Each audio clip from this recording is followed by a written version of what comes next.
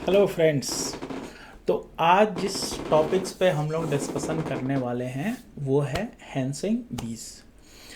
जैसा कि आपको पता है ये थोड़ा सा फॉरेन नाम लग रहा है।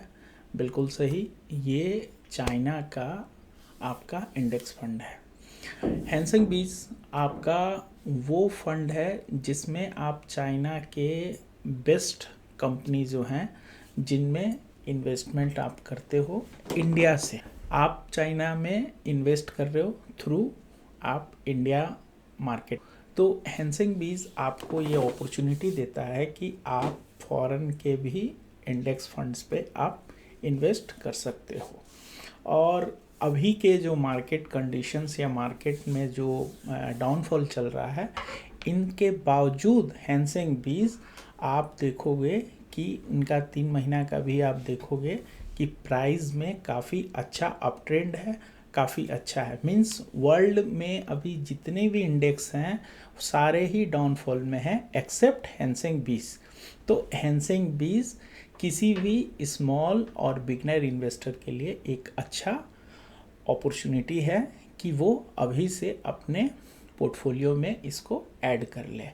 इसके बहुत सारे फ़ायदे हैं। पहला फ़ायदा तो ये है प्राइस अच्छा रिवीजन मिलेगा, प्लस आपका ईयरली रिटर्न ऑफ इन्वेस्टमेंट आपको अच्छा बढ़िया मिलेगा बनिस्पत अभी के मार्केट कंडीशन में।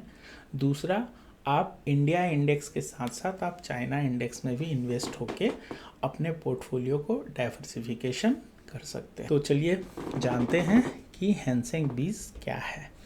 The Nippon India ETF Hang Bees is an exchange-traded fund listed on Bombay Stock Exchange and National Stock Exchange. It tracks the Hang Seng Index, offering exposure to Hong Kong's equity market. This ETF provides a way to diversify into an international market. The Nippon India ETF Hang Seng Bees primarily allocated investment to companies in the Hang Seng Index.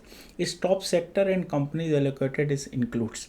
तो इसके जो sectors हैं इस बीज में कौन कौन से सेक्टर लोकेशन है, तो फाइनेंशियल सर्विस है, सर्विसेज है, टेक्नोलॉजी है, कम्युनिकेशन है, एनर्जी है और अदर्स है। तो कुल मिला के ये अभी के इंटरनेशनल पैरामीटर्स के अनुसार उन हर सेक्टर्स पे काम कर रही हैं जिनका की पोटेंशियल है कि फ्यूचर में अच्छा ग्रोथ होगा। इसके जो मेजर जो बड़ी कंपनियां हैं जिनका इनका इसके भीतर इनटेक है वो है अलीबाबा ग्रुप 9%, ट्रांसेट होल्डिंग 7 या 8% मान लो, मितियम दिनपेग 8%, एचबीसी होल्डिंग प्लेसी 7%, आईए ग्रुप 6%।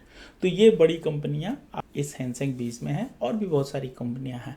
तो ओवरऑल इनका यदि हम रेशियो देखते हैं लास्ट ईयर का, तो अच्छा इनका मतलब जब से इंसेप्शन हुआ 2010 से आप देखोगे तो इसका ईयरली ग्रोथ आप स्टडी कर सकते हो, देख सकते हो। आप इंटरनेट के थ्रू ऑनलाइन प्लेटफॉर्म में बहुत सारे ऑप्शंस हैं, आप उसके थ्रू भी आप इसको स्टडी कर सकते हैं। इस वीडियो में मैं जस्ट आपको ये कंफर्म करना चाहता हूँ कि ये एक अच्छे क्वालिटी का और एक अच्छा लॉन्ग टर्म इन्वेस्टमेंट प्लान्स में आप इसको ले सकते हो। अब सपोज दैट मान लो मैं इसका इम्पैक्ट बताने की कोशिश करता हूँ कि 10,000 यदि आप 2010 में लगाए रहते हैं तो आज के डेट में वो आपका 32,782 मतलब 8.20 को CAGR से आपका वो बढ़ता। तो आप देखोगे कि ये इसका जो रिटर्न है 8.20 CAGR मतलब अच्छा रिटर्न में माना जा सकता है। और आप एज ए बिगनर आप एक मैंने पोर्टफोलियो भी डिज़ाइन किया है जो कि है हैंसिंग बीज plus Tata gold and Tata silver. Means आप इंडेक्स के साथ साथ आप गोल्ड कमोडिटी इंडेक्स के थ्रू आप हेज भी कर सकते हैं। तो ये पोर्टफोलियो को भी आप 6 मंथ्स 1 ईयर आप चला के देखोगे, जो रिटर्न आएगा, रिटर्न ऑफ इन्वेस्टमेंट आएगा, वो आपको अच्छा मिलेगा। तो इसके थ्रू भी आप इन्वेस्टमेंट जर्नी अपना शुरू कर सकते। इन्वेस्टमेंट का बेटर रिजल्ट के लिए अच्छा है ये कि आप थोड़ा लॉन्ग टर्म में लेके आप उसे चलो, क्योंकि लॉन्ग टर्म आपको बेहतर रिजल्ट देता है। प्रोबेबिलिटी ऑफ लॉसेस का चांसेस बहुत कम हो जाता है। इन सारे इन्वेस्टमेंट्स प्लान्स में आप एक बात हमेशा याद रखो कि लॉस कैलकुलेट होना चाहिए और मिनिमम से मिनिमम होना चाहिए, क्योंकि इन्वेस्टमेंट एक ऐसा टूल है जिसके थ्रू आप अपने पैसे को बढ़ाने की कोशिश करते हो। तो रिस्क फैक्टर को अपने इन्वेस्टमेंट प्लान में टॉप प्रायोरिटीज़ पे रखो कि आप कौन सा पैसा आपका कहाँ पे कम या बेसी हो रहा है, तभी आप सही तरीके से अपने पोर्टफोलियो और अपने इन्वेस्टमेंट जर्नी को। तो इससे रिलेटेड कोई भी क्वेरी या कमेंट्स हो तो आप कमेंट्स करो। मिलते हैं इसी तरह के कोई और टॉपिक्स और बेस डिस्कशंस में। बाय।